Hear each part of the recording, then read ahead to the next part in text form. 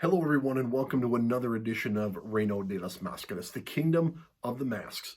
I am your host, as always, Ray Damascus, and we've got a jam-packed show here today. We've got some news. We've got mask talk, as always. Unfortunately, a lot of that news, not exactly good. Starting off on a good note, though, it looks like Rey Fénix is in the midst of rehabbing his hip injury. Saw some clips on Instagram of him working that hip out, so hopefully we're not too far off from a Rey Fénix return. Really missed you, Fénix. Hasn't been the same without you, so speedy recovery. Come back stronger than ever like you always do. On the other side of that coin, it was confirmed yesterday. It looks like El Hijo del Vikingo is headed for surgery. A couple weeks back, he exited a match injured. It wasn't even anything wild. It was something that I've seen luchadors do quite often. Just a, he came running in, guy, went for like a tilt-a-whirl backbreaker, quebrador con hero, if you will, and Vikingo landed on his feet and his knee just buckled. So it's looking like a ruptured ligament and a torn meniscus. I might have those switched around. It seems like every other time I look, I feel like I switch them around. So either way, very serious injury. Low end of things looks like about a 6-month recovery time. That's going to put him out till about September at the absolute minimum. Probably going to be a little bit longer, so don't expect to see much coming from him for the rest of the year, unfortunately.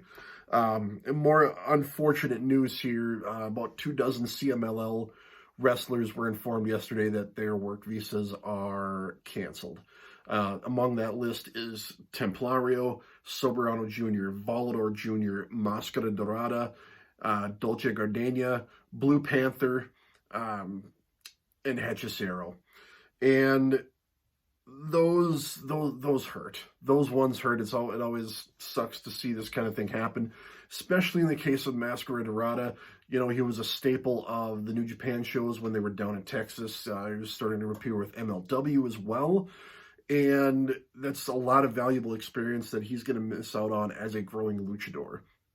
So hopefully these get resolved quickly. I don't have any experience in this, but in talking with those in the know, bare minimum, it's a 2-month process. It usually stretches out longer. So probably closer again to the end of the year before any of this is resolved.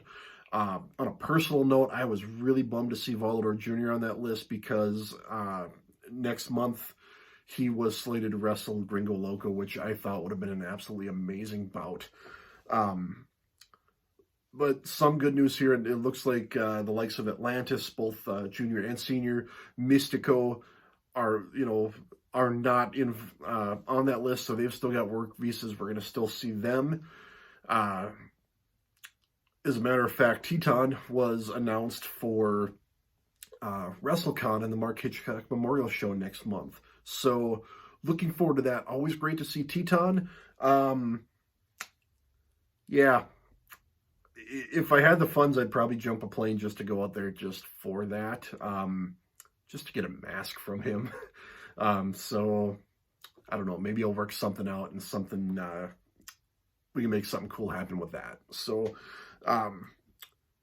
this coming weekend, though, we do have some luchador representation on both Rampage and Collision. On the Rampage front, it looks like we are going to get Claudio Castagnoli taking on Rugido, and Matt Sydal is going to be taking on Magnus. And then come Collision, we are going to see Penta El Cero Miedo in action, as he's going to be in a triple threat match against Dante Martin and Brian Keith. Looking forward to all of that. It should be some fun. Action. I saw Magnus on the Fantastica Mania tour. I enjoyed his stuff. Rugido, young up-and-comer. I say that loosely. He's been wrestling for about 7 years, but you know where I'm going with this. But should be some fun action. Really looking forward to that triple threat. I've been itching to see Penta and Brian Keith on opposite ends of things. I know they've tagged before, but I want to see them wrestle each other. I think that'll be a great affair. So definitely looking forward to that. So with that, I've already taken up 5 minutes of your time talking about news and whatnot that you've probably already read. So thank you for bearing with me. If you're still with me, we're going to talk some masks today. And speaking of CMLL, speaking of Hechicero, we're going to be talking about this Hechicero mask. So this is a semi-pro mask. I got this one, I want to say 2 years ago.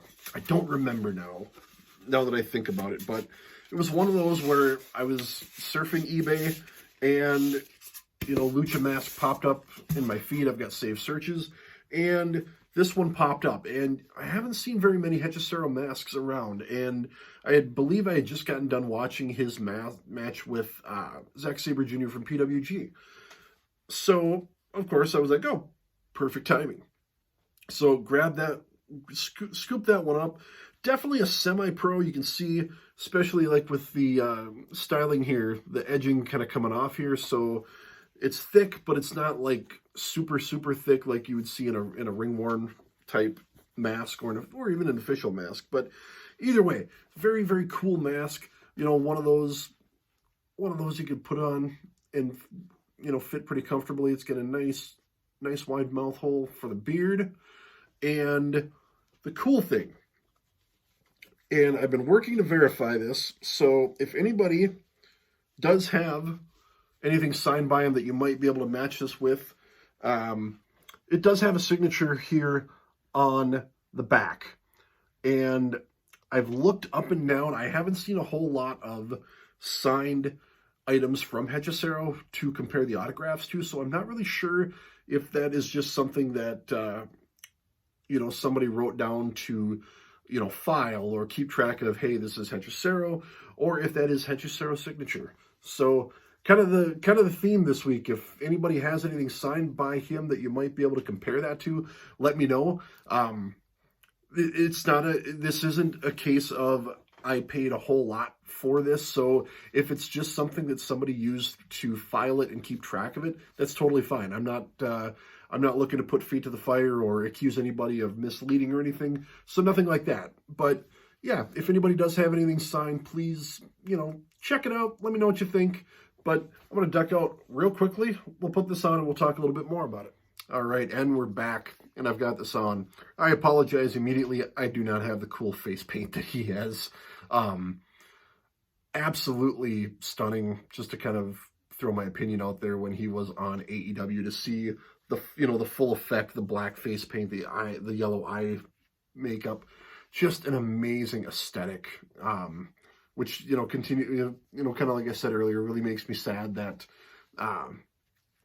he's going to be running into visa issues, because, I think he opened up a lot of eyes. I think he entertained a lot of people. I think he would have gotten a lot of work here in the United States. So hopefully this all gets resolved soon.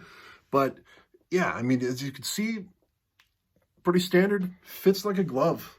Like I could tie this back here and probably wear this, probably come, super comfortable, loop the beard through either one way or the other fully, so I can just keep it like that. But either way, just an amazing fit. One of those that just fits like a glove. So we'll do the old switcheroo back and we'll finish up. And we're back. And just so everyone knows, one of my goals for leading up to episode 100 is being able to do the switcheroo from mask to mask without pausing. I've practiced it. Some masks work a little bit better than others. Usually what ends up happening is I position it like this. I do, like this, or depending on which way I go with it, I usually try and go up this way. And usually I get about here and I get stuck and I have to reset to see what I'm doing. So that's kind of the goal, is to just be able to just, do the pull off slip on with no face reveal. So anyway, that is this week's mask, this awesome Hechicero, possibly signed semi-pro mask. So again, if anybody does have anything signed by him, just, shoot me a line saying, yep, that's his signature, or nope, that's just something random. Again, I did not buy this on the premise of it being signed. It was not talked about as signed when I bought it. So This isn't something where I'm, trying to validate something that I've already purchased. So don't worry, you're not bursting any bubbles if you tell me that this is not Hechisaro's signature. Totally fine. So, as always, thank you for joining me this week. I want to say a special shout out to everyone who sent me questions last week. Everybody had a lot of fun. Got a lot of feedback on Discord and Twitter for those who got their questions answered. So I appreciate it. I'll, definitely going to do those in the future. I try not to do them so often. Try and do them about every 20, 30 or so, which might be a little bit lengthy, but I listen to some podcasts and sometimes it's kind of a head scratcher and a turnoff where, every 2-3 weeks it's a Q&A thing. It's like, it's great. Q&As are great, but when I want to hear stories, I don't want to hear question answer all the time. So we'll definitely do another one down in the future, but that's all I've got for this week. We'll tune in next week and we'll do it all over again. So until then, live, laugh, love, and Lucha Libre. We'll see you.